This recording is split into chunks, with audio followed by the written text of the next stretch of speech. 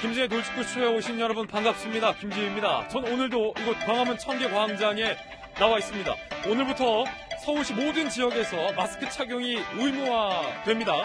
사실상 내 집을 빼고 실내외 모든 공간에서 반드시 마스크를 써야 한다는 의미입니다.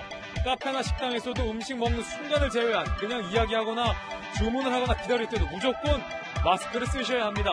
계도기간 지난 후에 이를 어길 시에는 과태료 10만 원 이하가 부과될 수 있다는 점 반드시 명심하시기 바랍니다. 오늘부터 시행됩니다. 자, 주말 사이에 400명 가까운 신규 코로나 확진자가 발생하면서 비상이 걸렸습니다. 잠시 후에 코로나19 뉴스 속보도 전해드리겠습니다. 전 비가 오나 눈이 오나 매일 아침 이곳에서 여러분을 기다리겠습니다. 김지의 돌직구쇼 지금 라이브로 시작합니다. 잠깐만요.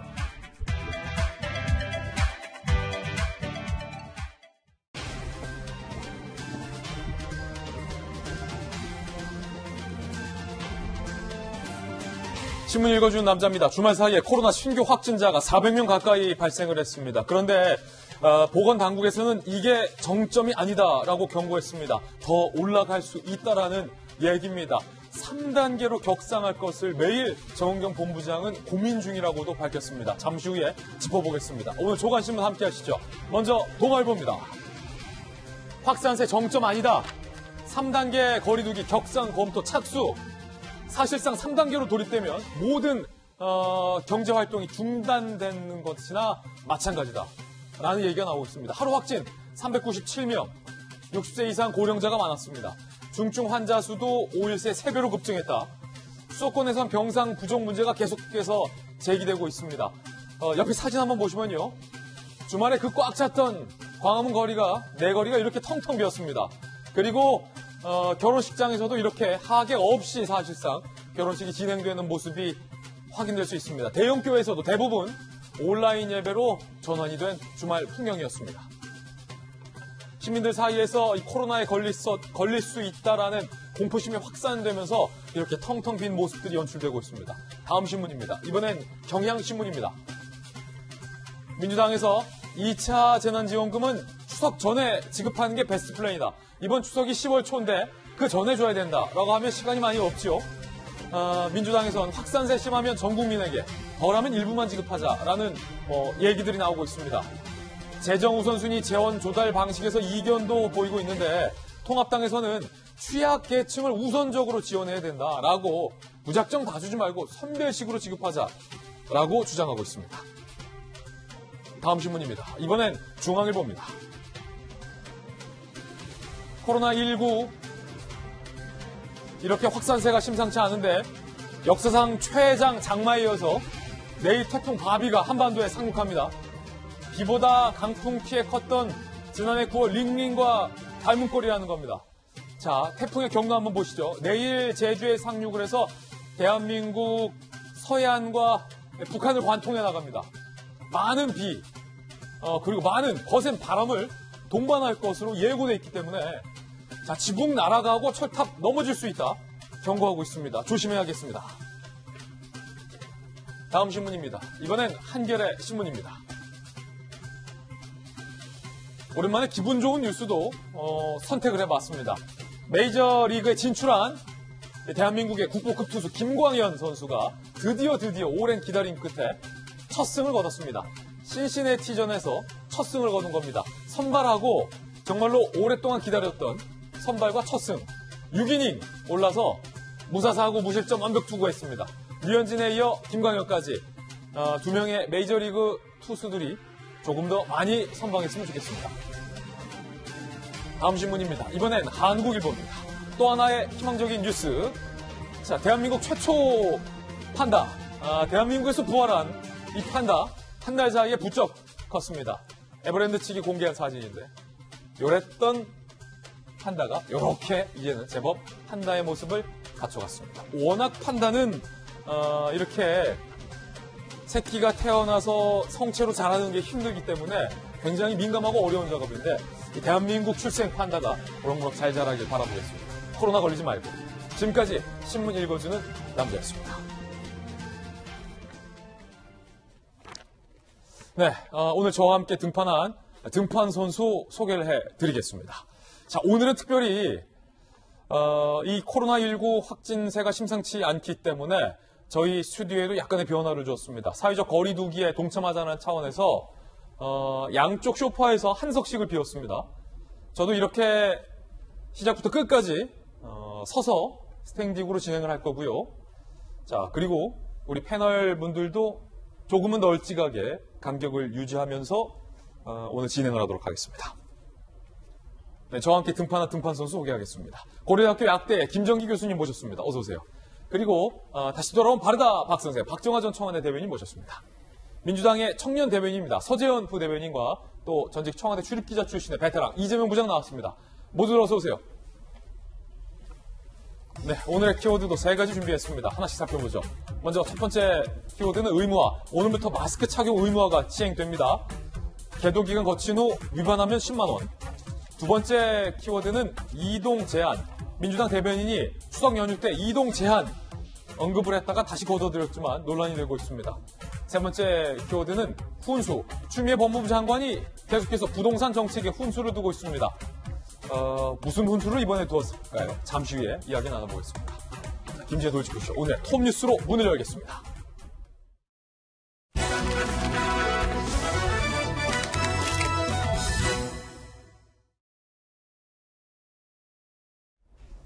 네, 오늘 저는 이렇게 계속해서 끝까지 스탠딩으로 서서 진행을 하도록 하겠습니다. 패널들은 사회적 거리두기 차원에서 저희가 넉넉하게 간격을 두고 진행된담을 다시 한번 말씀드리겠습니다.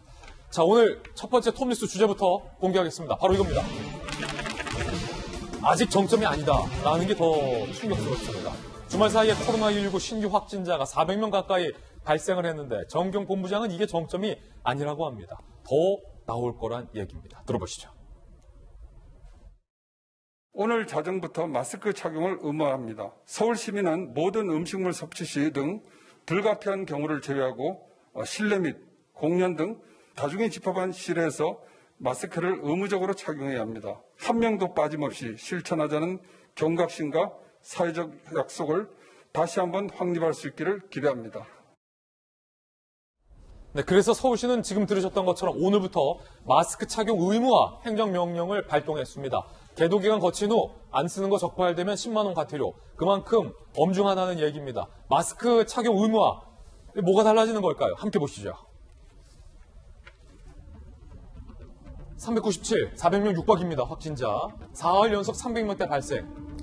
오늘 자정부터 집, 혼자 쓰는 사무실을 제외한 모든 실내외 마스크 착용이 의무화됩니다. 그러니까 사실상 집 빼고 모두 다 마스크 쓰라. 카페, 식당 주문할 때, 기다릴 때, 사람 만날 때, 대화할 때 모두 다 마스크를 착용해야 된다는 겁니다. 이거 의무입니다. 계도 기간은 10월 13일까지고 그 이후로는 안 쓰면 10만 원 과태료 적발된다는 거죠. 네, 서울시의 어찌 보면 극약 처방인데 이재명 부장 마스크 착용 의무화. 사실은 뭐 서울시가 일일이 서울시민 한 사람 한 사람을 감시하면서 당신 마스크 썼냐 안 썼냐 뭐 불시에 식당을 점검해서 다 전수조사를 할 수 없겠지만 그만큼 뭐 강력한 의지를 담은 조치다. 뭐 이렇게 보면 될까요? 그렇게 봐야 될 것 같습니다. 뭐 이미 경기도가 시행하고 있고 거기는 예. 지금 이제 서울시도 추가한 건데 아마도 지금 방역당국의 가장 큰 고민은 지금 사회적 거리두기 2단계인데 3단계로 가지 않는 상황에서 지금 이걸 점검해야 된다 이런 게 가장 큰 것 같습니다. 그런 의미에서 3단계까지 가지 않으려면 2단계 시행 중에 어떻게든 지금의 상승세를, 지금 확산세를 끊어야 되는데 예. 지금 2단계가 시행된 게 수도권이 19일이죠. 전국적 확대된 게 어제부터인데 그럼 보통 이제 이 거리두기를 확대하고 나서 한 일주일 있다가 효과가 나타난다 이렇게 보고 있습니다. 그렇기 때문에 이번 주 내에 어떻게든 효과가 나타내는데 지금 뭐 아직 상황은 알 수 없는 거죠. 지금 방역당국에서도 정점이 이르지 않았다 이렇게 얘기하기 때문에 더 확산될 수도 있는 상황인 거죠. 예. 그런 점에서 지금 더 강력한 조치인 마스크를 의무화하겠다. 그래서 지금 저희도 이미 동아일보나 채널A도 다 지금 사무실 내에서 쓰고 있는데 밥을 먹을 때 그리고 음식물 섭취할 때 빼놓고는 모두 어떤 경우에는 마스크를 써라. 저희가 지난번에 스타벅스 사례에서 봤지만 예. 마스크만 착용하더라도 굉장히 방역 효과가 크다는 게 입증된 사실이죠. 그런 점에서 지금 서울시에서는 어쨌든 뭐 2단계 그 마스크 의무 착용이 포함되어 있지는 않지만 더 강력한 조치를 통해서 어떻게든 더 확산되는 걸 막아보겠다 이런 이제 의지를 강하게 표명한 게 아닌가 이렇게 풀이됩니다. 그렇군요. 김정인 교수님, 저희 돌직구쇼에서도 여러 차례 마스크 착용의 중요성에 대해서 강조를 했기 때문에 아마 많은 국민들도 마스크 착용 의무화의 필요성에 대해서는 다 공감하실 것 같은데, 한 가지 좀 실효성과 관련돼서 여쭤보고 싶은 게, 이 식당이나 카페에서도 마스크를 착용해야 된다. 차 마실 때 빼고, 밥 먹을 때 빼고. 그런데 아예 카페 근무자들 사이에서는 스타벅스에서도 많이 확진자가 나왔으니만큼 차라리 버스나 지하철처럼 마스크를 쓰지 않고 카페를 이용하는 분들, 마스크 없이 카페 들어오는 분들, 식당 들어오는 분들은 아예 출입을 좀 막아달라. 그런 얘기도 좀 있더라고요.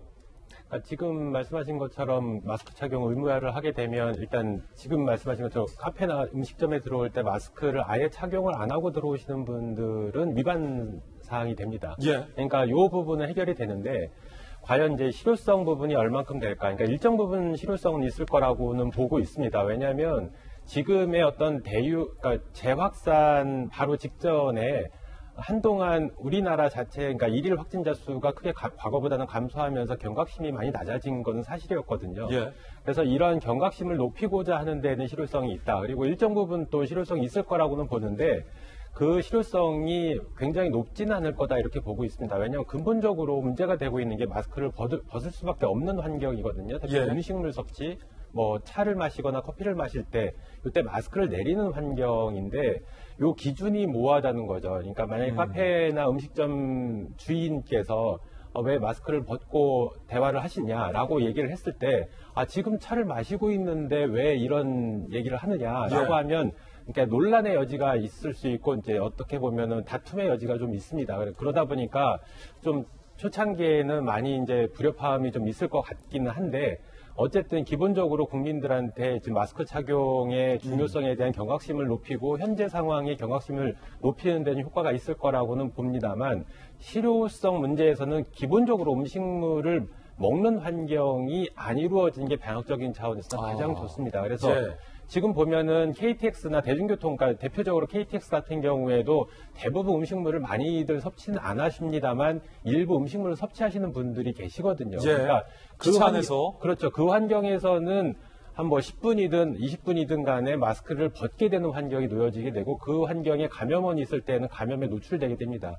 또 하나 영화관도 마찬가지인데 지금 팝콘, 을 판매를 하고 있거든요. 그래서 예. 팝콘을 먹을 때는 장시간 또 마스크를 벗게 돼요. 그러니까 기본적으로 영화관에서 영화 관람을 할 때는 마스크를 착용하게 돼 있는데 이런 팝콘이나 음료를 먹을 때는 마스크를 벗게 되거든요. 그러니까 이런 부분들에 대해서는 금지 조치나 어떤 강한 제한 조치가 필요하다 이렇게는 보고 있는데 이제 가장 문제가 되고 있는 게 되게 식당 같은 곳이거든요. 그래서 이런 부분들은 기본적으로 어떻게 해결을 할지는 방역당국에서 좀 더 고민을 해봐야 되고 어떻게 보면은 지금 좌석수가 있는데 좌석수에 제한을 두는 것도 하나의 방법이다. 그러니까 100% 꽉 차는 환경을 만들지 말고 예. 해당 음식점에 좌석수가 있으면 한 70-80% 정도 수준으로 더 이상 손님을 받지 않게 하는 이런 안이라든가 식당에. 예, 그렇죠.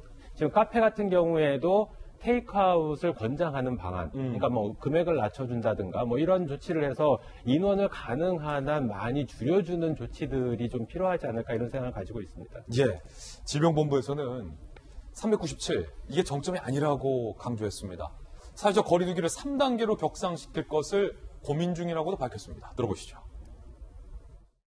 오늘 확진자가 거의 400명에 육박했습니다. 현재 이거를 정점으로 보고 있지는 않습니다. 더 증가할 수 있다고 보고 있습니다. 현재 그 즉각적인 3단계로 가야 된다라는 그런 전문가들의 지적이 있으신 상황입니다. 3단계 적용에 대한 필요성을 매일매일 고민하면서 시기, 방법 이런 거에 대해서는 계속 논의하면서 검토하도록 그렇게 하겠습니다.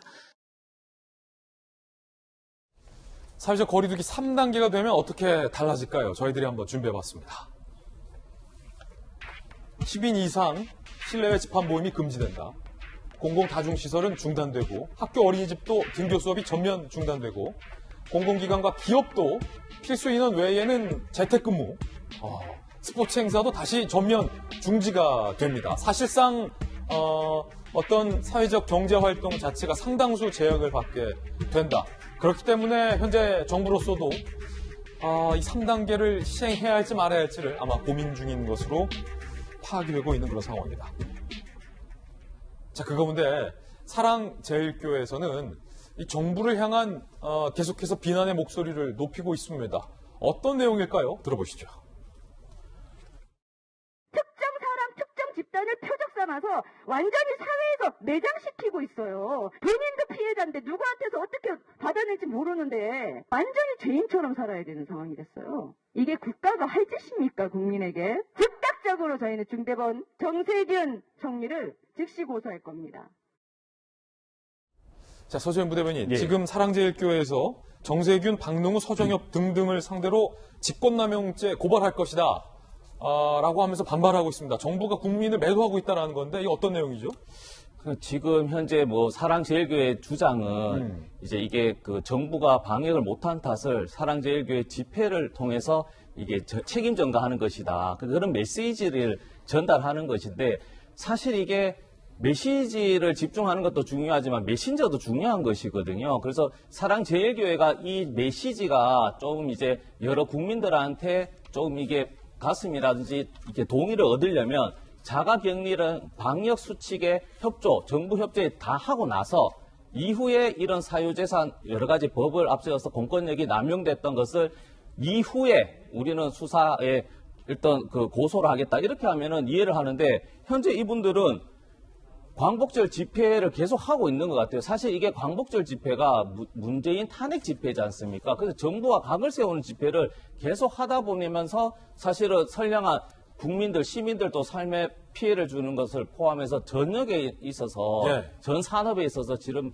불편함을 초래하기 때문에 주범에 대한 논란은 있지만 일조한 부분에 있어서는 대한민국 국민들이 동의하는 부분이기 때문에 지금은 사랑교회가 할 일은 고소가 아니라 먼저 사죄를 하고 먼저 방역에 최대한 협조를 한 이후에 이 코로나19가 잠잠하고 나서 이분들의 주장, 즉 메시지, 정부가 우리를 탄압했다고 해서 고소를 하는 것이 맞다. 이렇게 저는 주장하는 것이죠. 예, 그렇군요. 박정화 대변인, 네. 사랑제일교회 누적 확진자가 현재 840명 이상이다라는 겁니다. 이 부분을 좀 염두에 둬야 될 것 같아요. 지금 뭐 일단 8.15 때 광화문 집회에서 얘기했던 건에 대해서는 차치하고라도 지금 그 사랑제일교회를 통해서 굉장히 지금 확산이 많이 되고 있잖아요. 그러니까 그 앞서 우리 서재원 부대 말씀하셨지만은 뭐 얘기하고 싶은 거 주의 주장하고 싶은 거 답답한 건 충분히 이해가 됩니다만은 우선은 그 당시에 이제 연루가 됐던 많은 분들이 검진을 받을 수 있도록 방역 당국에 협조하는 게 우선이 아닐까 싶은 생각이 듭니다. 예. 지금 뭐 주말 새 토요일자 일요일 아침 발표는 400명 육박하고 있습니다만은 그 최대한 많이 발생했을 때가 대구에서 제 기억에 한 700명 정도, 전국적으로 한 1000명 정도 되고 있는데 언제 이게 폭발이 될지 모르니까요. 우선은 코로나 막는 게 급하지 않을까 싶은 생각이고 정부도 혹여 오해가 살 수 있는 일들에 대해서는 죄다 다 자제를 하는 게 맞지 싶어요. 그러니까 뭐 일부에서는 8.15 광화문 집회 것만 갖고 그랬느냐, 왜 그 옆에서 보신각 일각에서 있었던 민주도청 집회 참여자들에 대해서는 전혀 얘기를 안 하느냐. 민노총 집회에서도 확진자가 나왔더군요. 예. 그러니까요. 그런 오해를 받지 않도록 전체적으로 다 지금 뭐니 해도 제일 중요한 거는 이념주의 주장이 아니라 방역을 최대한 해서 코로나가 확산되는 걸 막아야 되는 거니까요. 정부도 이런 오해받지 않을 수 있도록 광화문 집회에 있었던 사람들, 민노총 집회에 있었던 사람들 다 방문하지 않고 조금이라도 이상 증세가 있거나 방역 당국에 협조할 일이 있으면 협조해달라고 얘기하고 집회에 참여했던 사람들, 교인들 모두 다 일단은 방역 당국에 협조하는 게 제일 중요하다 이런 생각이 듭니다. 예. 자, 그런가 하면 영국의 면역학 박사가 코로나19 바이러스가 인류와 영원히 함께 할 것이다 라고 전망을 해서 많은 사람들이 걱정하고 있습니다. 함께 보시죠. 이 부분이에요. 영국 면역학계 권위자 마크 월포트 박사인데 코로나19 바이러스는 천연두처럼 백신으로 종식될 수 있는 질병이 아니다. 어떤 형태로든 영원히 인류와 함께 할 것이다. 이게 말이에요. BBC 인터뷰인데 백신 개발돼도 독감처럼 정기적으로 반복해서 맞아야 할 것이다. 김정희 교수님. 이 마크 월포트 박사님이 정말로 영국 면역학계 권위자인데 이런 전망이 정말 맞아요? 김 교수님께서도 이렇게 동의하세요?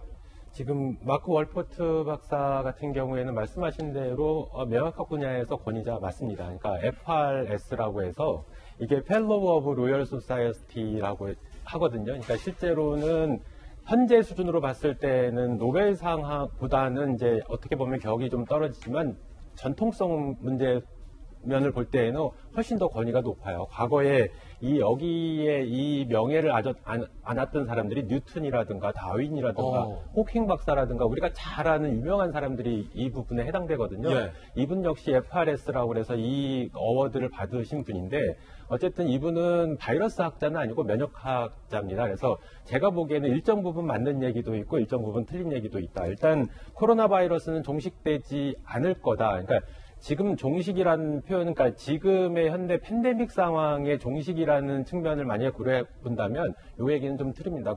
지금 팬데믹 상황은 언제가 좀 일정 기간이 지나면 종식이 될 겁니다. 근데 또 맞는 얘기는 뭐냐면 코로나 바이러스는 우리와 함께 계속 갈 거다. 이 부분은 제가 보기에는 바이러스 학자로서 맞는 얘기입니다. 그러니까 코로나 바이러스 같은 경우에 그러니까 앞으로 굉장히 전 세계에서 많은 사람들이 감염됐기 때문에 지구상에서 없어지진 않을 거고요. 새로운 변이 형태로 계속 발전을 할 겁니다. 그래서 이 바이러스가 계속 사람들 전파가 되게 되면, 요게 몇 단계를 계속, 그러니까 반복을 해서 진행이 되면 실제로는 감염력은 일반적으로는 증가하는 추세로 가고 병원성은 떨어지는 형태로 가거든요. 그러니까 지금은 굉장히 병원성이 높은 하나의 바이러스로 평가가 되지만 향후에 일정 기간 이런 절차를 진행을 하게 되면 실제로 지금 현재 여러 개의 감기 바이러스가 있습니다만 감기 바이러스의 하나의 형태로 편입될 가능성도 굉장히 높다 이렇게는 보고 있습니다. 근데 어쨌든 그러다 보니까 지금 현재 감기를 일으키는 한 20에서 30%의 바이러스 중에 하나가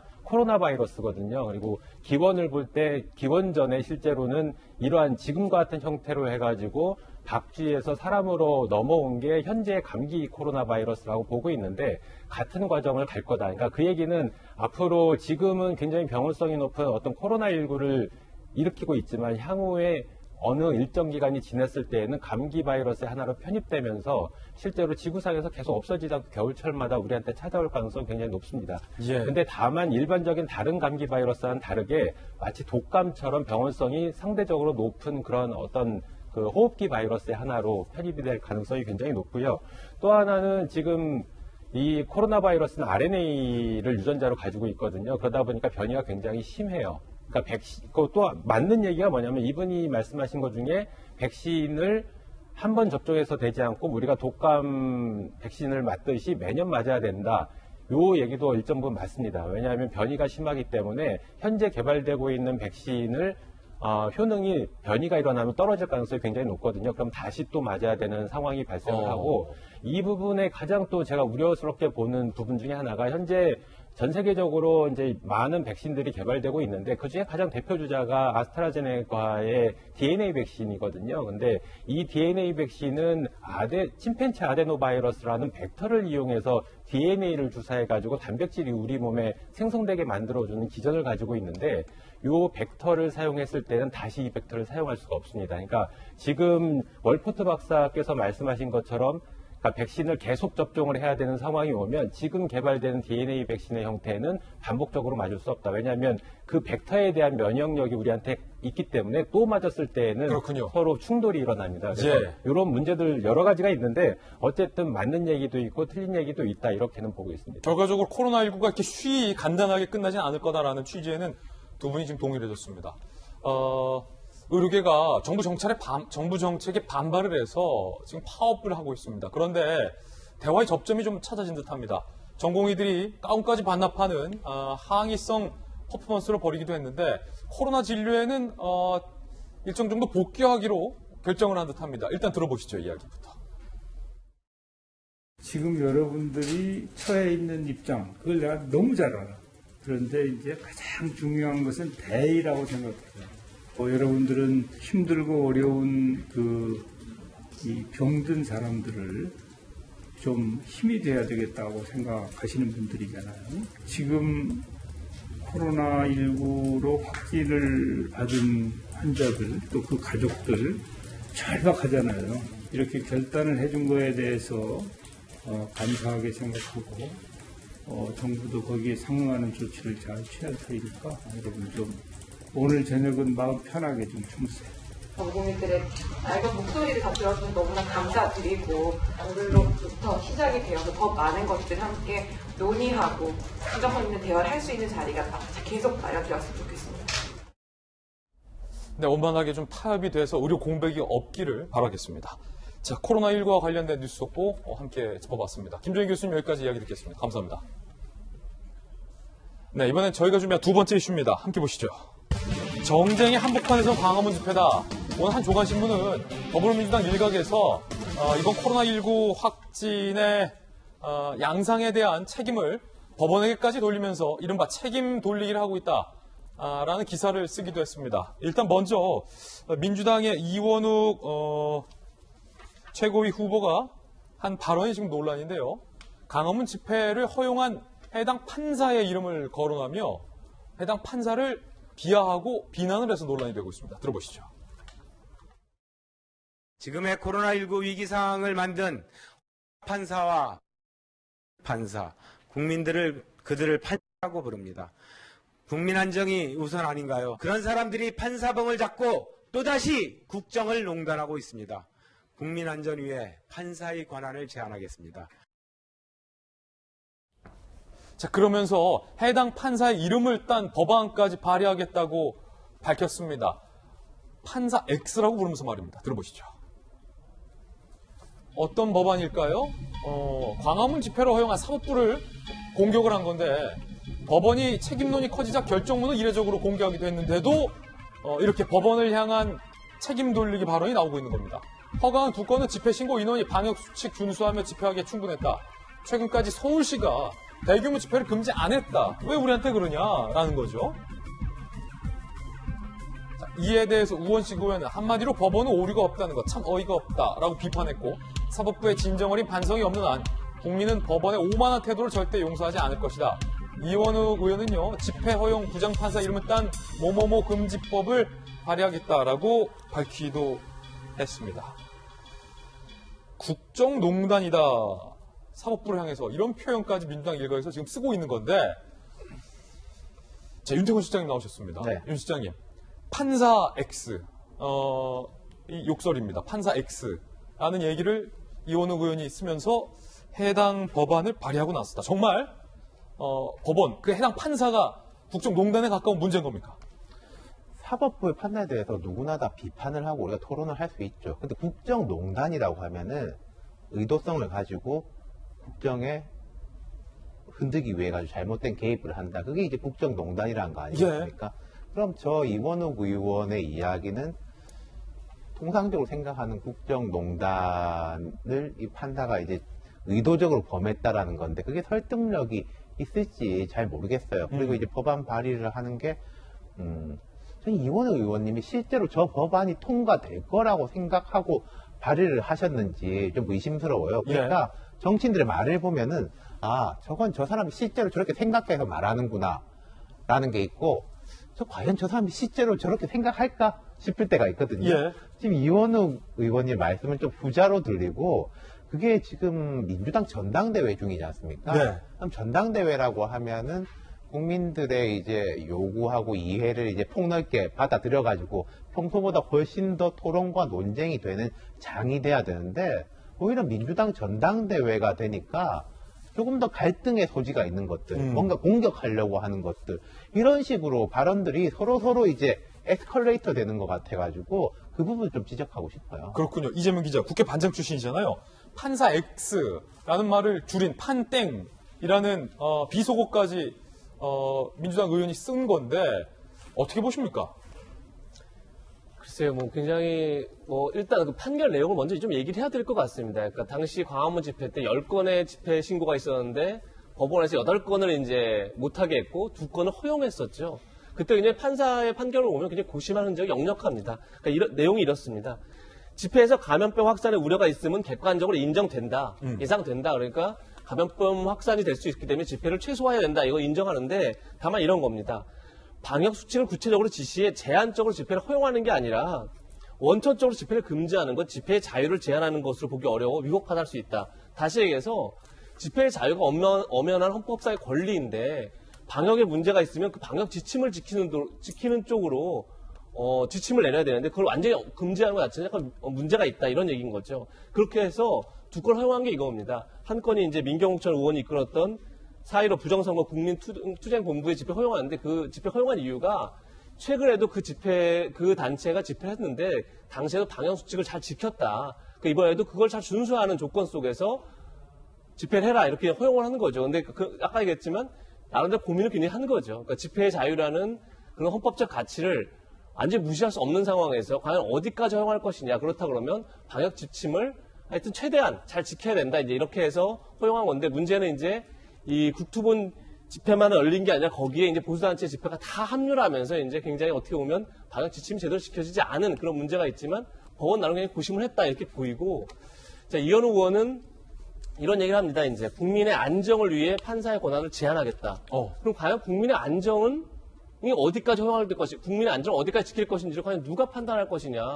전 결국 사법부의 판단에 맡겨줘야 되는 거죠. 그런 점에서 물론 이제 입법부가 판사의 권한을 제한할 수 있죠. 법률을 제한할 수 있지만 과연 어디까지 제한할 것이며 과연 그 제한이 그 제한하는 법안을 만들 때 그것이 과연 이제 헌법상의 가치 속에서 충돌하지 않게 하는 게 중요할 텐데 과연 어떻게 이제 할 것이냐 그런 문제가 이제 기술적으로 올라야 될 것 같고 또 하나 이현우 의원 자체가 지금 굉장히 이제 전당대회 들어가기 전까지만 해도 어떻게 보면 중도층의 목소리를 대변했었는데 전당대회를 통해서 어떻게 보면 굉장히 강경한 메시지를 좀 많이 내고 있는데 최근에 그런 말도 했었죠. 그러니까 윤석열 총장을 겨냥해서 개가 주인을 무는 꼴이다 이렇게까지 비판을 했었는데 개가 주인 비유 논란이었죠. 굉장히 논란이 됐었죠. 그러니까 사법부인 법원 그리고 준사법기관이라고 하는 검찰의 과연 주인이 누구냐 그것이 거의 권력이 아닌 이제 국민이라고 많은 사람들이 보고 있는 거죠. 그런 점에서 비록 사법부가 선출되지 않은 권력이지만 선출된 권력을 감시하고 견제하는 게 헌법에 있는 사법부의 의무이고 권리인 거죠. 그런 점에서 글쎄요 권리를 이렇게 제한하는 것이 자체가 그 법률을 만들겠다 이런 발상이 어떤 상권 분립을 그냥 위축시키고 축소할 수 있는 지점이 있지 않을까 이런 우려가 듭니다. 오늘 경향신문은 이 뉴스를 보도하면서 제목을 네 탓으로 몰고 내 탓은 회피한다. 정치권이 책임 돌리기를 하고 있다라는 제목을 뽑기도 했습니다. 그런가 하면 김종인 미래통합당 비대위원장이 정은경 본부장을 방문한 것을 두고도 민주당 일각에서는 비난의 화살을 돌려서 논란이 되고 있습니다. 정청래 의원이 대통령도 방문을 자제하는데 훈장질을 한다. 김종인 위원장의 셀프 대선 행보다라고 비난을 했습니다. 그리고 역시 이원욱 의원이 여기 또 등장하는군요. 김종인 위원장, 도둑이 몽둥이 들고 주인 행세한다. 잘못한 분들이 권력으로 잘하는 사람에게 훈계를 한다라고 이번엔 도둑과 몽둥이 주인 비유를 했습니다. 얼마 전에도 윤 총장에서 개와 주인 비유를 해서 논란이 인바 있는데요. 그런데 문제는 2015년 메르스가 유행할 당시 야당 대표였던 문재인 대표가 똑같이 질병관리본부를 방문했었던 적이 있었다는 겁니다. 함께 보시죠. 자, 이때 장면 함께 기억하실 겁니다. 메르스로 온 국민이 또 걱정을 했을 때에 지금 노영민 비서실장, 당시 의원의 모습도 보이고 문재인 당시 당대표가 질병관리본부를 찾았습니다. 야당 대표로서 질병관리본부를 방문을 해서 의견을 청취하고 격려하는 그런 차원이었는데 그때 당시 상황과 지금 야당 대표의 질병관리본부 상황이 지금 무엇이 다르길래 민주당에서는 김종인 위원장을 향해서 이런 비판을 하느냐라는 게 지금 현재 논란이 되고 있습니다. 다시 한번 볼까요? 훈장질, 셀프 대선 행보, 도둑이 몽둥이를 들고 주인 행세를 한다라는 비난이 그때는 없었고 지금은 일고 있는 것과 관련된 논란인 겁니다. 이에 대해서 김종인 위원장 본인은 과연 뭐라고 반응을 보였을까요? 직접 들어보시죠. 제가 질본을 다녀온 것도 질본이 신속한 조치를 내릴 상황에서 독립기관이 아니라 정부나 여당 눈치를 보게 되는 만큼 소신 있게 일해달라고 힘을 실어줄 위함이었습니다. 그러나 여당은 이마저도 정쟁으로 악용하려는 어처구니 없는 행태를 보이고 있습니다. 지금 정부 여당이 쌓여갈 대상은 국민과 야당이 아니라 코로나19라는 것을 분명히 밝힙니다. 박 대변인이 청와대 얘기했잖아요. 그때와 지금이 다릅니까? 문재인 당시 야당 대표가 질병관리본부를 찾았을 때랑 김종인 위원장이 지금 정은경 본부장을 찾았을 때랑.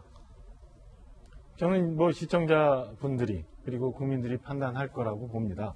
그러니까 김정희 위원장 좀 전에 화면에서 잠깐 본 것처럼 배석자 많이 없이 가서 정경철 위원장을 만난 사진만 잠깐 소개가 됐어요. 반면에 문재인 대통령께서 당시 야당 대표일 때 갔을 때는 화면에 보신 것처럼 이시종 충북 당시 지사까지도 대동하고 크게 회의를 하고 영상에도 많이 이제 보도가 되고 이후에 경기도 서울시까지도 다 방문을 합니다. 과연 어떤 것이 좀 전에 본 것처럼 김종인 위원장이 본 것처럼 지금 여당이 질책해야 되고 대상해야 될 거는 코로나19라는 말과 그다음에 그 앞서 정청래 의원 등이 우리 컴퓨터 그래프로 본 것처럼 훈장질 이런 것 등 누가 옳은 말을 하고 있는지에 대해서는 저는 시청자 여러분들이 국민들이 다 판단하리라고 봅니다. 앞서 사랑제일교회 강현재 변호사가 막 얘기한 건에 대해서 저희가 비판을 했습니다. 그 역시도 지금 가장 급한 거는 코로나19에 대한 방역과 그에 대한 후속 조치가 제일 중요하기 때문에 사랑제일교회가 얘기하는 거에 대해서 저희가 비난을 했어요.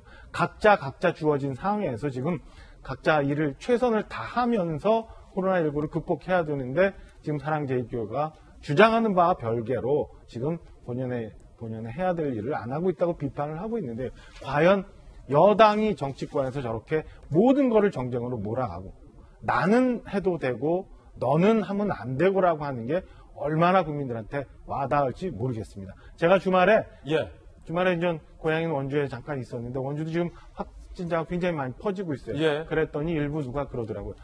지금 원주의 병상 확보가 굉장히 힘들 텐데 저거 먼저 우리 준비하라고 우리 시장님께 건의드려야 됩니다. 라는 얘기를 누가 어떤 분이 말씀하시더라고요. 저 동의했어요. 지금 정치권에서 해야 될 거는 과연 수도권에서 서울에서 경기도에서 강원도 충북에서 이런 데 확진자가 늘어날 때 병상은 어떻게 되어 있는지 그 다음에 좀 본안하고는 다릅니다만은 8.15 집회에서 우리 이태원 클럽발처럼 집회 참석했던 모든 분들에 대한 휴대폰 검색을 해가지고 확진을 찾고 있어요. 이게 과연 어디까지 정치권에서는 허용이 될 수 있는지 앞으로 코로나 같은 일이 또 생길 때 우리 사회는 개인정보를 어디까지 보호할 수 있는지 이런 거에 대해서 국회에 좀 논의해주고 지원해야 되는 것 아닌가라는 생각이 얼핏 들더라고요. 그리고 좀 전에 저희 봤습니다만은 서울시에서 마스크 착용 의무화했는데 계도 기간이고 10월 13일부터 벌금 부과한다고 해요.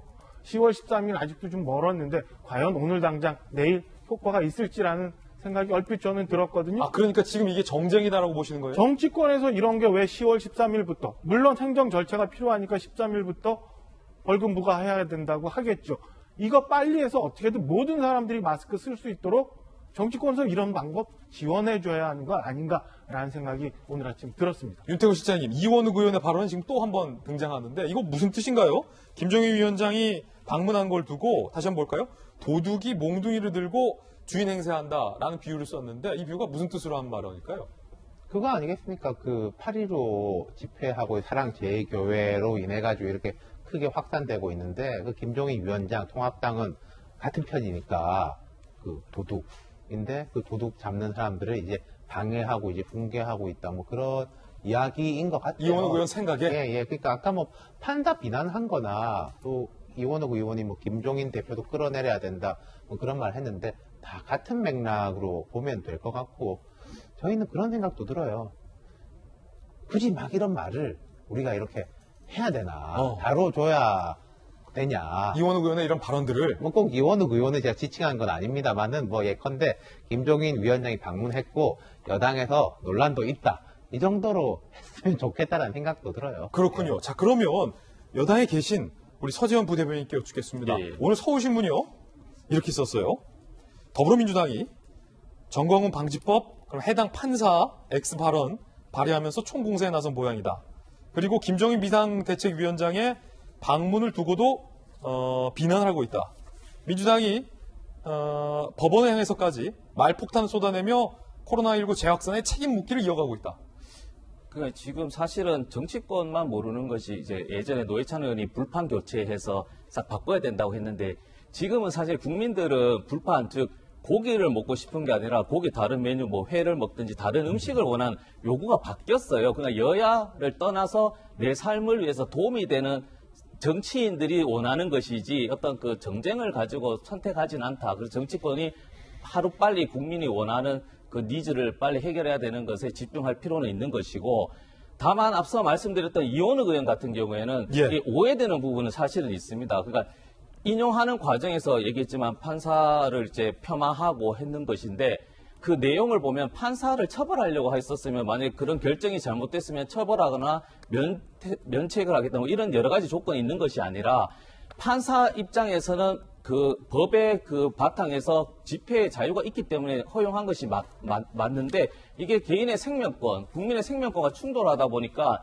법의 전문가지만 어떤 집단 감염에 대해서 비전문가 가능성이 있기 때문에 그 이원욱 의원이 발의한 법안은 이런 집단 감염이 우려가 있을 때는 질병본부의 수사심의위원회처럼, 우리가 그 검찰처럼 이런 협의, 즉 전문가의 조언을 듣고 좀 결정할 때 참고하라, 이거거든요. 그건 저는 이원욱 의원이 그 인용했던 단어에 대해서는 100% 동의하진 않지만, 이원욱 의원이 발의한 것은 사실 포스트 코로나 이후에 어쩌면 필요한 법안인 것이 맞는 것이고, 더 하나 나와서 메르스 관련의 사태도 사실은 이게 시기나 내용이나 모든 게 다 다르다. 왜냐하면 2015년은 아시지만 우리가 2015년 5월에 메르스가 났었는데, 그 당시에는 박근혜 정부가 2주 동안, 3주 동안 공개, 비공개 원칙으로 해버린 거예요. 그래서 병원 또 익명으로 하다 보니까, 저도 그 당시에 금융권에 있었지만 여의도가 발칵 뒤집어졌었죠. 3주 뒤에 여의도 모 병원에서 났었는데 그걸 모르다 보니까.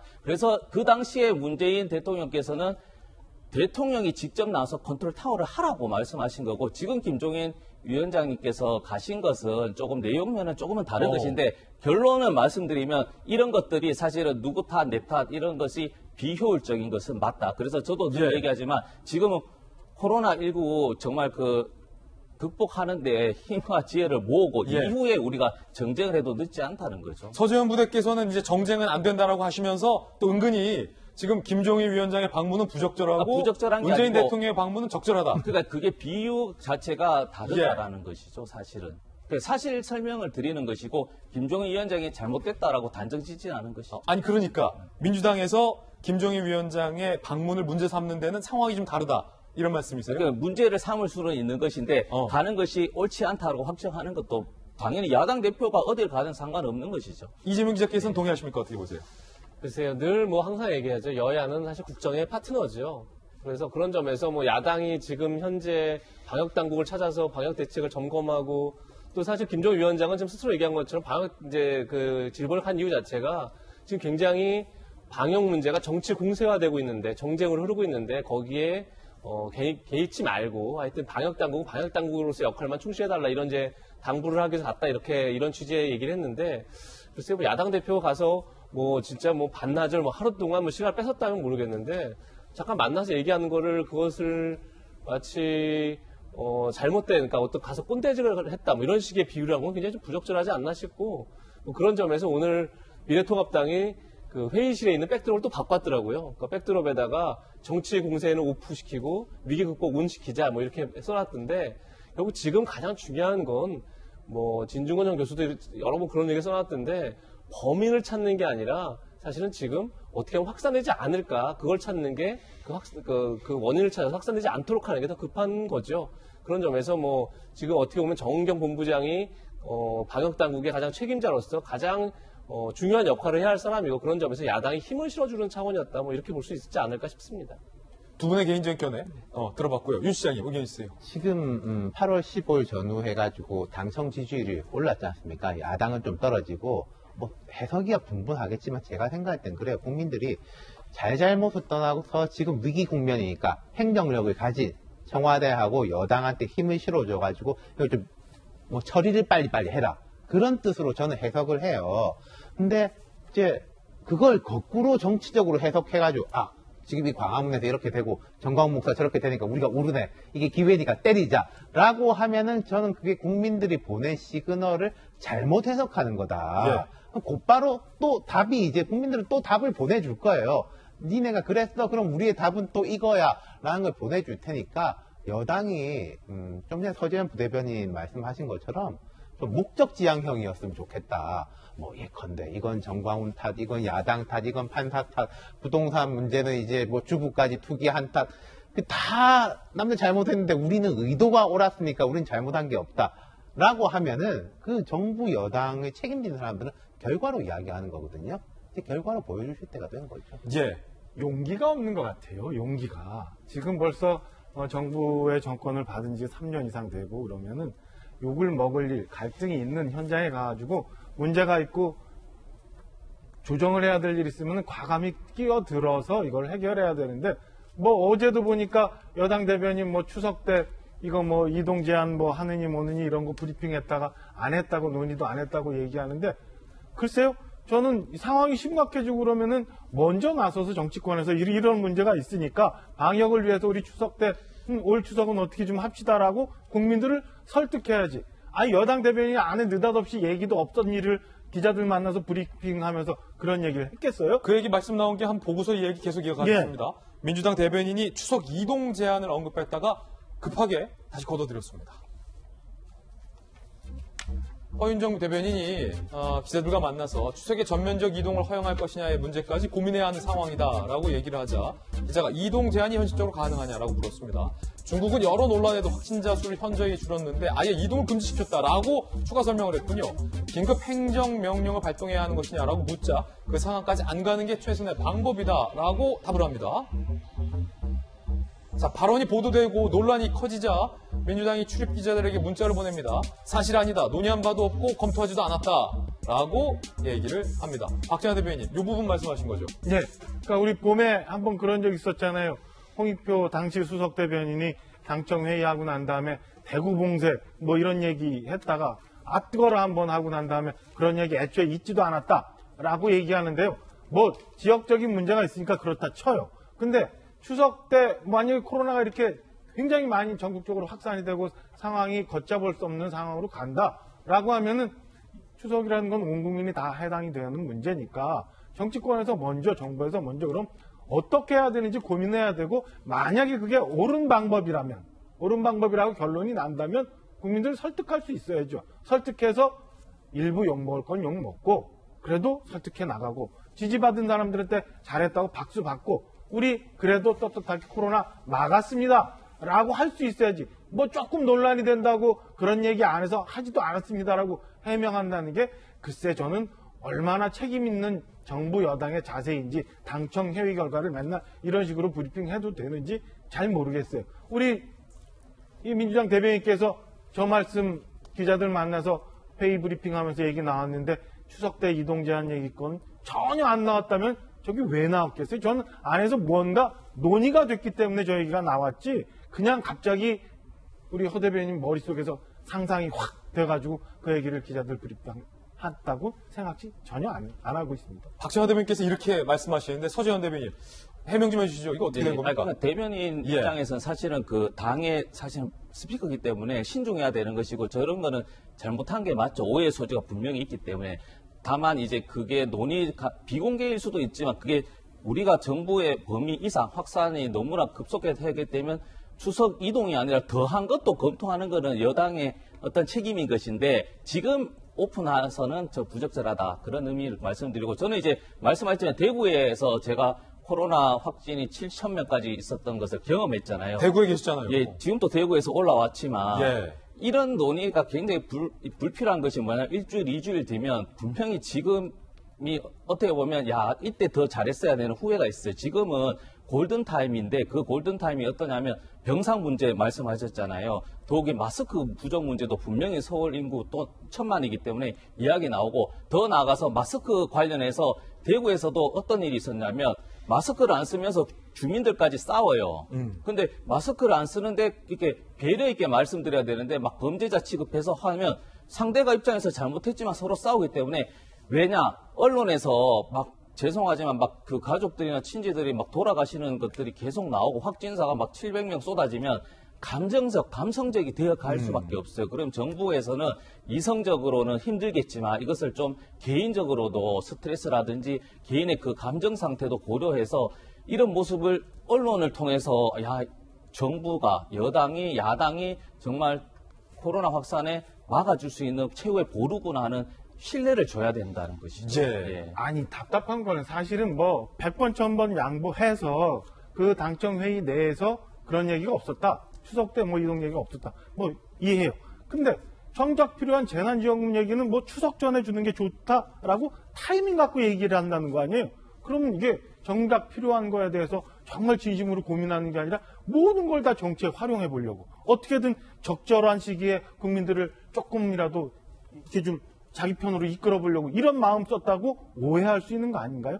그러니까 이게 100이든 1000이든 최선의 방법이 여기더라도 그보다 더 많은 거를 고민해 주는 게 정부 여당 그리고 당정회의에서 해야 될 일이라고 저는 말씀을 드리는 거예요. 박정화 대변인 개인 견해였고요. 서지현 부대변인의 또 입장까지 충분히 들어봤습니다. 자, 저희가 코로나19 때문에 우리 또 패널분들의 간격을 유지해야 돼서 서지현 부대변인은 또 멀리서 오셨는데 대구에서 여기서 좀 인사를 드리겠습니다. 감사합니다. 자, 이번엔 저희가 준비한 세 번째 이슈를 공개하겠습니다. 바로 이겁니다. 베스트셀러에 오른 조국 백서. 조국 백서로 불리는 그 책이 베스트셀러 반열에 올랐다는 소식이 들어와 있습니다. 그런데 오늘 중앙일보가 그 조국 백서 내용 몇 부분을 팩트 체크를 했는데 중앙일보의 해석은 첫 장부터 틀렸다는 겁니다.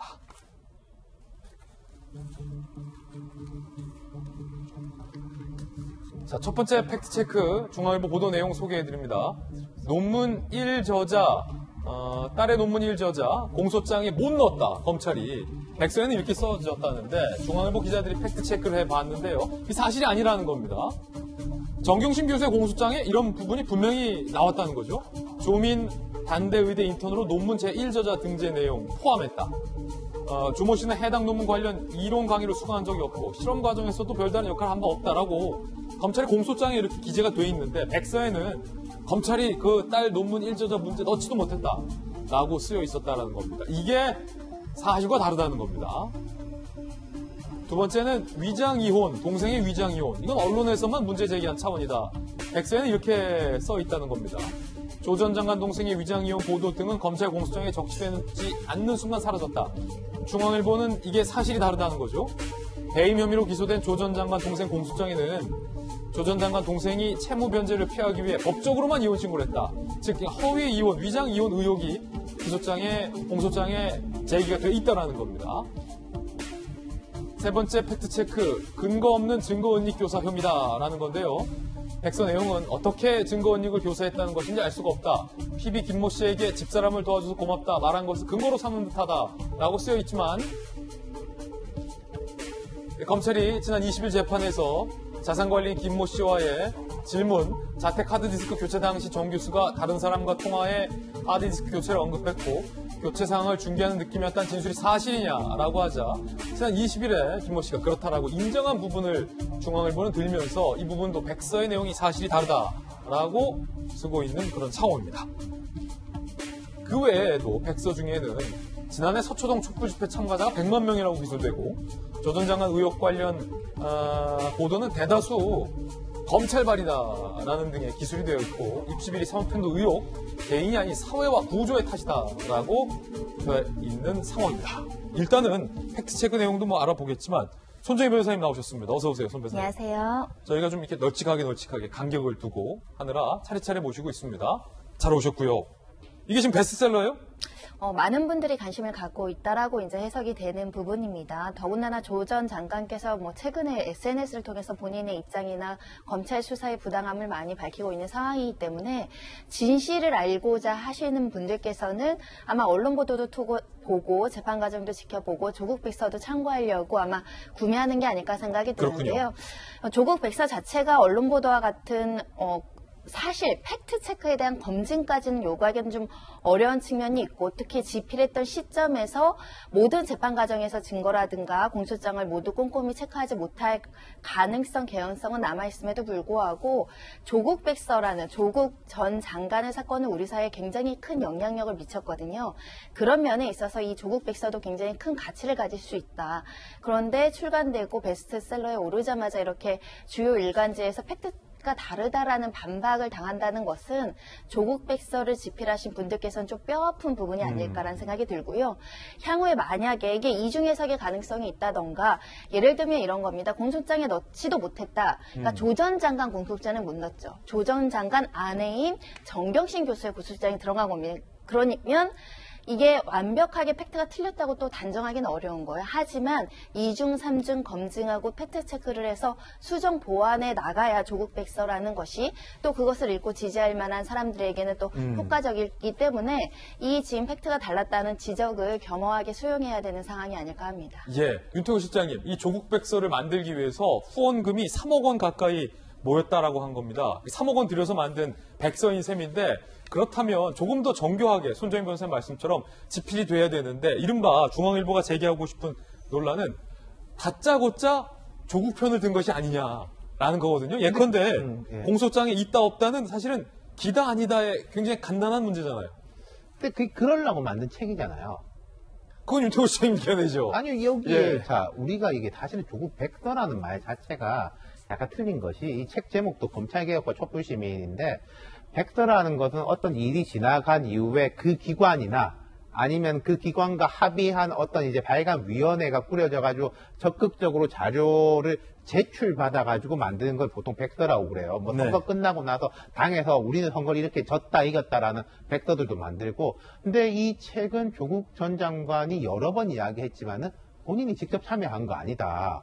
뭐 인터뷰를 했다든지 자료를 준 것도 아니고 이 발간위원회라고 임의로 소집된 분들이 기사도 보고 또 자기들이 이제 공판 현장 같은 데도 가고 뭐 그랬겠죠. 그런 1차, 2차 자료들을 임의로 수집해가지고 만든 이제 그분들이 우리는 이렇게 생각한다 라는 책이라는 거죠. 백서라기보다는 약간 붙인 이름인 것이고 그렇기 때문에 우리는 이렇게 생각한다. 이 책의 발간 목적 자체가 조국 전 장관은 검찰개혁에 이제 깃발에 들었고 그로 인해 가지고 검찰로부터 부당하게 이렇게 뭐 음해를 당하고 지금까지 일가족이 탄압을 받고 있다라는 기조하에서 쓰여진 책이니까 그 기조대로 간 거죠. 그러니까 거기에 대해서 우리는 비판을 할 수도 있고 한데 왜 당신들은 조국 편에 들었냐라고 물어본다면 그분들은 아니 왜 그러려고 만든 책인데 라고 대답을 하실 것이고 그리고 이제 그 발간위원회 측도 초반에 그런 말이 있지 않았습니까? 뭐 3억이나 왜 드냐. 소송 같은 게 있을 수도 있고 해가지고 그런 부분에 대해 가지고 대비를 해두려고 돈을 이제 충분하게 모아놓는다. 그분들도 그거에 대해서 감안을 하고 있는 것 같아요. 근데 이게 참 흥미로운 게 과연 그런 말도 세간에 있었어요. 이 백서가 소위 조 전 장관에게 정말 도움이 될 것인가 라는 논란도 일었던 게 왜냐하면 이게 편을 들고 효과적으로 편을 들려면 박재현 대변인 계시지만 어떤 팩트에 근거해서 조목조목 팩트를 제공했을 때 자 봐라 검찰이 이런 식으로 했다. 자, 우리 말이 맞지? 이렇게 돼야 되는데 지금 아까 손 변호사님 말했던 것처럼 출시되고 베스트셀러 오르자마자 중앙일보가 아니다로 다 반박을 했단 말이에요. 그럼 이게 조 전 장관에 과연 도움이 될까? 저희가 라방에서도 언제 한번 다뤘었는데 이게 보면은 이런 식으로 그 책이 나오자마자 팩트 체크돼서 어느 부분 문제되고 모든 대부분의 것이 다 언론 탓이고 뭐 사회구조 탓이고 이렇게 된 게 과연 그동안 우리 사회를 뜨겁게 달궜던 이 조국 전 장관에 대한 논란에 대해서 국민들이 어떻게 판단할 건가라는 데 대해서는 저는 글쎄 여전히 과연 이 백서가 조 전 장관한테 도움이 될까? 그리고 지금 이 건을 다루고 있는 재판부에서 이런 논란을 보면서 어떻게 생각할까? 저는 오히려 백서의 발간이 이 지금 진행되고 있는 재판이나 뭐 국민들의 감정이나 여론에 오히려 좀 마이너스로 작용하는 거 아닌가 이런 생각이 얼핏 좀 들어요. 그래서 글쎄 저렇게 그 국민들 성금 모아갖고 3억씩 들어서 책을 만든 목적을 과연 속에 달성할 수 있을런지 그리고 이 건이 지나고 나서 지금이야 뭐 베스트셀러가 됐다고 합니다만은 나중에 세월이 흘러가서 그때 과연 이게 좀 가치가 있는 책으로 남을지 이런 데에 대해서는 굉장히 회의적으로 봅니다. 윤 실장님 잘 지적해 주셨지만 이 책의 집필 과정에는 조 전 장관이나 정 교수 측 그 누구도 직접 참여를 하지 않았다라는 부분 다시 한번 말씀드립니다. 그러니까 책 내용은 조 전 장관이나 정 교수 측의 입장이 전혀 아니다라는 것도 다시 한번 말씀드리겠습니다. 관련이 없는 책이다라는 말씀드리고요. 이 조국 백서로 불리는 책에 대해서 김경률 씨는 이렇게 얘기를 했습니다. 전 참여연대 진행위원장 출신이죠. 주간동아와의 인터뷰를 했군요. 서점에서 선체로 사모펀드 부분 읽었다. 김경률 전 위원장 읽었나 봐요. 그런데 책을 사진 않고 산채로가 아니라 선체로 읽었군요. 선체로. 지지자들이 느끼기에 조 전 장관에게 유리한 부분만 뽑아서 썼다. 자기들이 쓰고 자기들이 좋아하고 자기들이 정신 승리하는 거다. 자기들끼리 푸닥거리 하는 건데 거기다 뭐라 하겠냐라고 얘기를 했습니다. 이재명 기자, 뭐라 할 말 없다라고 했지만 할 말은 또 다 했네요. 글쎄요. 저도 선체로 총론부만 읽었었는데. 아, 여기도 선체로? 예, 저 선체로 읽었었는데. 사실 총론에서 아까 얘기했지만 가장. 책은 좀 돈 주고 사서 읽어야 되는 거 아닙니까? 네, 죄송합니다. 예, 제가 사질 못했는데 어쨌든 총론 부분을 읽었습니다. 총론 부분이 이제 앞에 어떻게 보면 전체를 총괄하는 검찰 부분과 언론 부분을 총괄하는 내용이 이제 담겨 있었는데 거기서 굉장히 중요하게 처음 냈던 게 바로 아까 전에 처음 중앙일보에서 팩트 체크했던 그 딸의 논문 제일 저자를 공소장에 넣지도 못했다는 부분이었는데 이제 그게 사실이 아닌 걸로 드러났죠. 그러면서 이제 지금 저희가 이 토크라는 주제로까지 선정된 이유가 거기 있을 텐데 그래서 지금 이제 사모펀드 부분도 제가 사실 그 부분을 정확하게 읽어보진 못했습니다. 다만 이제 사모펀드 문제가 사실 이 조국 논란이 처음 시작됐을 때만 해도 권력형 비리가 아니냐 이런 의혹이 분명히 존재했었죠.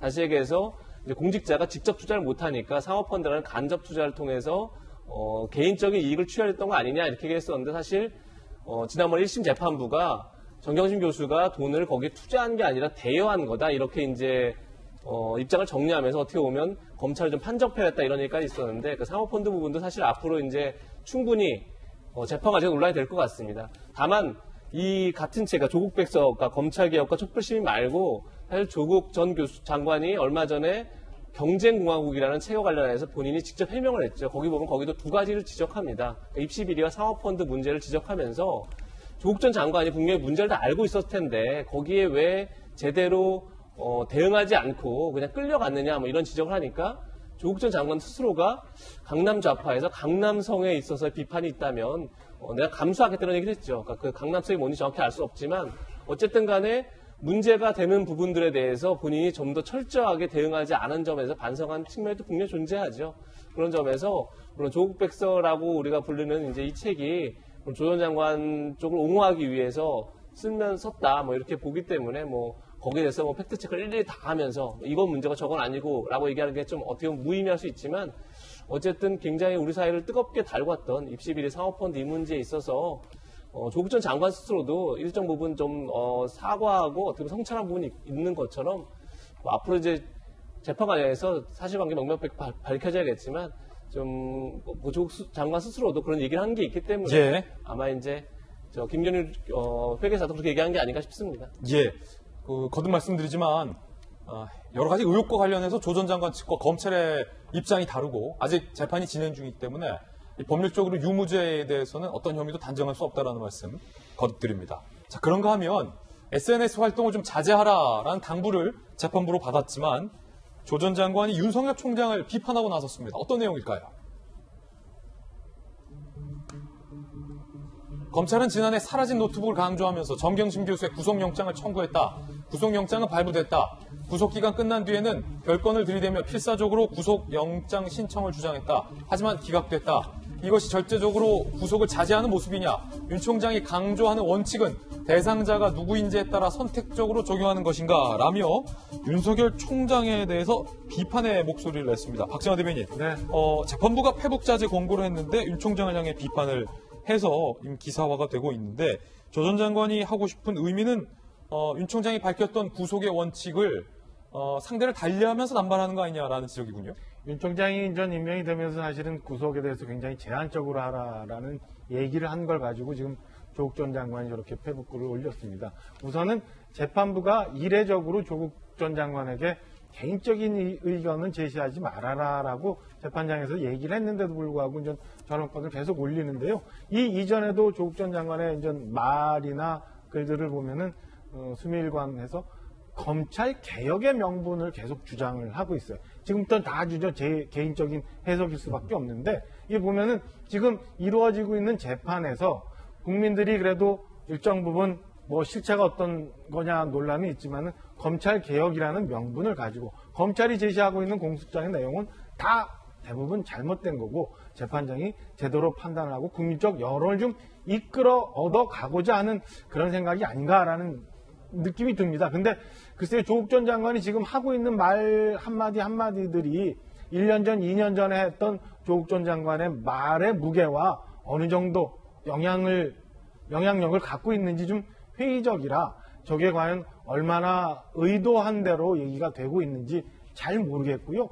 저런 식으로 얘기한다면 조국 전 장관이 생각하고 있는 검찰 개혁이라는 게 얼마나 그동안 허망했었나라는 생각도 부차적으로 같이 드는 대목입니다. 요거는 박정환 전 개인적인 대변인의 개인적 견해입니다. 자, 이번에 저희가 준비한 다음 순서입니다. 오늘의 하프 시간입니다. 오늘 어떤 분들이 하프의 주인공이 됐을지 바로 만나보시죠. 네, 추미애 법무부 장관이 오늘 하풀 1번, 그리고 중국의 우한에서 맥주 축제가 이번엔 열렸어요. 2번, 간디 선생님 안경 3번. 자, 첫 번째 하풀, 추 법무부 장관이 부동산 문제에 이른바 말을 보탰습니다. 뭐라고 얘기해서 논란이 되고 있는지 직접 한번 살펴보시죠. 추 법무부 장관, 집값 급등이 국민 탓? 뭐 물음표인데, 부동산 가격이 급등하는 것은 정부 탓만이 아닌 투기 세력 탓이다. 일반 주부에 이어 젊은 층마저 투기 대열에 뛰어들어 어떤 부동산 정책도 뒷북이 될 수밖에 없었다라고 얘기를 합니다. 그러자 권경혜 변호사는요, 이 정부 담당자들의 메시지는 한심하고 오만불손, 추 장관은 민주당의 정광훈 목사가 아닐까 싶다. 김근식 교수는 내 집 마련을 범죄시하는 삐뚤어진 인식이다. 내 집 마련하는 시민을 적으로 놀리지 말라라고 비판을 하고 있는 그런 상황입니다. 논란이 되고 있는데, 손정희 변호사님, 추 법무부 장관의 발언 그리고 그에 따른 비판을 어떻게 보십니까? 그러니까 모든 국민을 비판하고자 했던 건 아니고 불로소득을 창시하려고 했던 탈법과 탈세를 일삼는 일부 투기 세력은 분명히 존재하죠. 그리고 그 투기 세력들 때문에 부동산 시장이 좀 출렁인 것도 어느 정도는 사실입니다. 하지만 어떤 정책을 실현해서 그 책임 있는 자, 특히 이제 정치적으로 영향력 있는 사람이 국민 탓을 했을 경우에는 국민들이 굉장히 뼈가 아프죠. 왜냐하면 국민들은 정책 결정할 수 있는 권한도 없고 영향력도 없고 권력도 없는 사람인데, 대다수의 선량한 국민들은 이런 발언이 불편한 겁니다. 예. 더군다나 부동산 집값이 올랐다고 하더라도 또 일부 국민들은 정말 실거주할 목적으로 한 채 두 채 가지고 있는 것인데, 그것이 마냥 투기꾼처럼 매도되는 현실이 굉장히 책임 전가이다, 이렇게 이제 나올 수 있는 부분밖에 없기 때문에 추미애 장관께서 말씀하시는 것은 인과관계가 일부는 있지만 전체로 해석될 오해가 있고, 특히 국민에게 화살을 돌리기 전에 정치권 그리고 집권층에서 더 고민을 해야 될 문제인데 섣불리 언급을 했다라고 생각이 듭니다. 그렇군요. 윤태호 실장님, 추 장관이 일반 주부에 이어 젊은 층마저 투기 대열에 뛰어들고 투기 심리가 전염병처럼 번지고 있다라고 하며, 이걸 전적으로 정부 탓을 할 수 없다라고 말을 한 건데, 그 뜻, 이걸 전적으로 정부 탓을 할 수 없다는 뜻은? 아니, 전적으로 정부 탓이라고 하는 사람이 한 명이라도 있는지 저는 잘 모르겠어요. 아무리 이제 야당에서 이걸 공격하더라도 우리 사회의 이제 부동산에 대한 이제 심화 현상, 수십 년 동안 섞여 있다 온 문제들, 뭐 전세라는 이제 특이한 제도, 이런 거로 이야기하고, 근데 이 정부 잘못했잖아 라고 하는 거지, 누가 무슨 1부터 100까지 다 정부 탓이라고 하는 사람이 있냐. 그러니까 이건 전형적인 허수아비 때리기인 게 있고요. 그다음 이제 두 번째 이야기하고 싶은 거는, 자, 그간에 이제 막 투자하는 사람들, 수요자들, 사실 실수요자하고 투기꾼이 이제 명확하게 이제 선이 그어지지 않으니까 막 공격을 했지 않습니까? 근데 자기들 문제가 터지니까 내 노부모님 모시려고 직접 넓혀가려고 하고, 지역구에 있는 거고, 이 서울집은 오래전부터 사왔던 거, 이건 이제 뭐 하나는 내 아내 이름으로 된 거고, 이건 내 거고, 이거는 우리 처가 지분을 장인어른한테 상속받아가지고 처제하고 반반씩 돼 있는 거고, 막 이런 식의 설명을 우리가 청와대하고 여당에서 많이 들었잖아요. 그 속사정들은 다들 있는 거예요. 그 속사정들이. 그럼 우리 국민도 마찬가지다. 그러니까 젊은 사람들이 왜 뭐 투기인지 투자인지 모르겠습니다만 거기 뛰어들려고 하느냐. 뻔한 거 아닙니까? 집값 더 오를 것 같으니까. 지금 못 사니까. 그리고 이제 청약 뭐 이거 이제 잠겨지고 앞으로 예를 들어서 임대 아파트를 늘리고 이제 공급을 줄이고 수요를 관리하겠다라고 하면 더 오를 것 같으니까 뛰어드는 거거든요. 그 부분을 이게 여당 쪽에서 이야기할 때는 별로 추 장관님이 별 말이 없었던 것 같고, 근데 이쪽에다가는 헤아려 주지 않으시니까 좀 공평하게 헤아려 주셨으면 좋겠어요. 자, 추 장관께서 좀 헤아림을 좀 넓혀라라는 말인데, 오늘 이 기사를 쓰면서 조선일보는 이렇게 쓰고 있습니다. 23번의 부동산 정책 실패에 집값이 오히려 뛰면서 주부와 젊은 층이 불안감을 느끼고 집 한 칸 마련하라는 것을 투기라고 몰고 간 것이다 라고 오늘 기사에서 쓰기도 하고 있습니다. 자, 그런가 하면 미래통합당의 5분 발언으로 화제가 됐던 윤희숙 의원이 부부 공동명의, 일정 금액 이상이 될 경우 단독 명의보다 종부세가 더 많이 낼 것이다 라고 하면서 지금이 조선시대냐 라고 비판을 한 그 발언이 지금 다시 회자되고 있다고 합니다. 함께 보시죠. 우리나라 종부세는 1주택자, 특히 고령 인구의, 그러니까 은퇴자의 장기 보유에 대해서는 구제를 하려고 굉장히 많이 지금 노력을 하고 있다고 보입니다. 장기 보유 고령자에 대해서는 최대 80%의 세액 공제가 지금 허용돼 있습니다. 근데 굉장히 이상한 부분은 이것이 부부가 공동 명의로 집을 한 채 갖고 있으면 이 세액 공제가 박탈돼요. 남편이 단독 명의로 갖고 있는 경우에 비해서 부부가 같이 명의를 갖고 있으면 최대 세금이 5배로 징벌되는 겁니다. 지금 젊은 부부들은 점점 더 여성이 경제활동을 같이 하고 자산권을 같이 형성하고 있는 추세고 매우 시대에 역행하는 그 형태인 것 같고요. 지난 20일에 지적했던 이 부분이 오늘 또 구체적으로 기사화되고 있습니다. 함께 보시죠. 공동명의 전환 땅 취급 후에 예컨대 종부세 배신이라는 거예요. 아파트 가격 급등으로 공동명의가 오히려 더 불리하다라는 겁니다. 단독명의가 오히려 종부세가 적고요. 공동명의가 종부세가 더 많이 나오게 된다라는 경우가 나오는 겁니다. 자, 그러자 윤희숙 의원이 남편 단독명의 갖고 있는 것에 비해 세금 5배 징벌이다. 이 말은 부동산은 남편만 가지라는 것이 된다.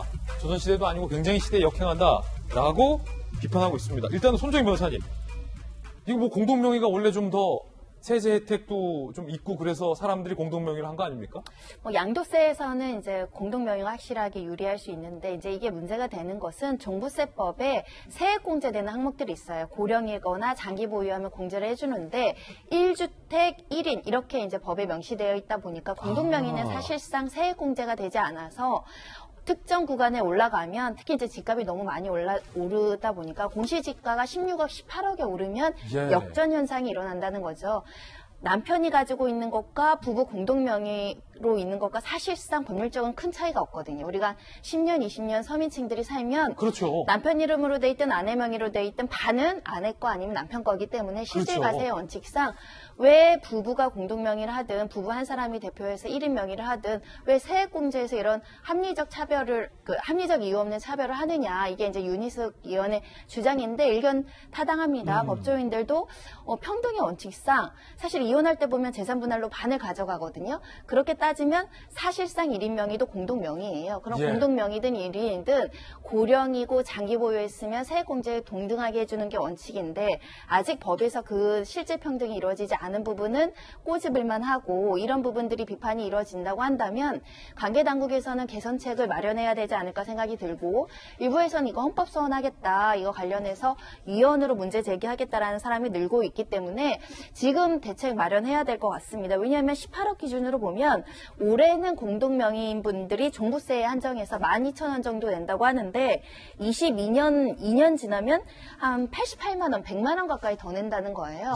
그러면 공동명의가 유리해서 이렇게 넘겼는데 다시 또 1인 명의로 하고 복잡해지죠. 이런 복잡하고 번잡한 일은 관련 부처에서 좀 해결을 해야 되지 않을까 합니다. 그렇군요. 그렇다 보니까 이재명 기자, 남편 명의로 된 분들이 시간이 지나면 종부세가 한참 싸지는 것을 두고 남편만 집 가지라는 거냐, 여자 지금 차별하는 거냐, 이게 지금 조선시대냐, 윤희숙 의원이 이런 비판을 한 거군요. 그렇죠. 그러니까 이게 집값이 오르다 보니까 나타나는 현상이죠. 그러니까 집값이 예전 같지 않을 때는, 그러니까 이게 단독명일 때는 이제 집값에서, 그러니까 공시가격에서 9억을 뺀 금액으로 과세 표준을 삼고, 부부 공동명일 때는 각각 6억씩 12억 원을 뺀 금액으로 과세 표준을 삼습니다.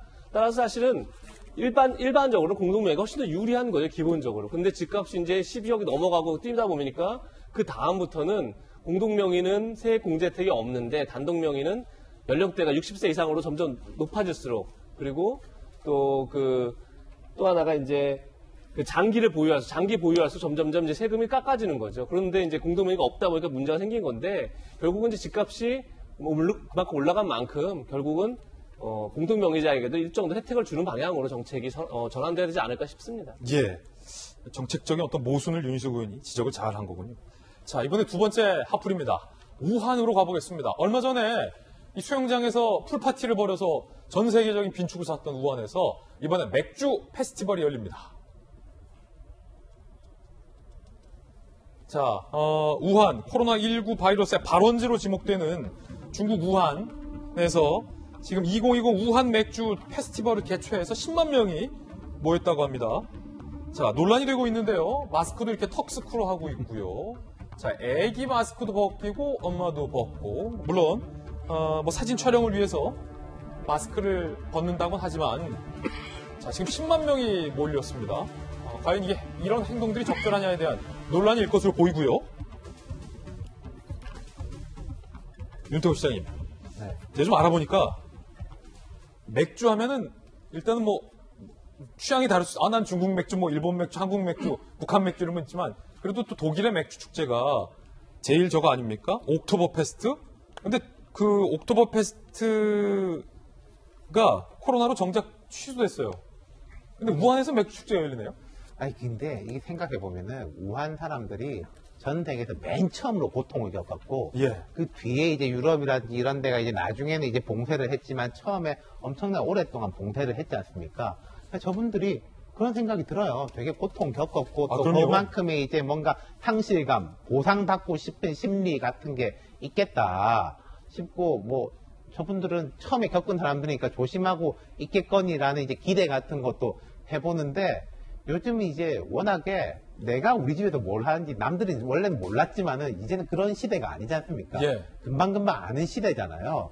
이걸 전 세계가 이제 보고 있을 거다라고 생각을 조금 하시고, 이제 우한이 상황이 좋으니까 저러겠죠, 저런다고 저는 생각을 하는데, 조금 이렇게 남을 눈치 보는 게 아니라 배려하는 거지 않습니까? 그리고 이제 배려가 이제는 이웃 간이 아니라 전 세계적으로 배려하는 시대가 된 게 아닌가 싶어요. 아니, 그런데 박정하 대변인 왜 이렇게 불안하게 기침을 하십니까, 계속?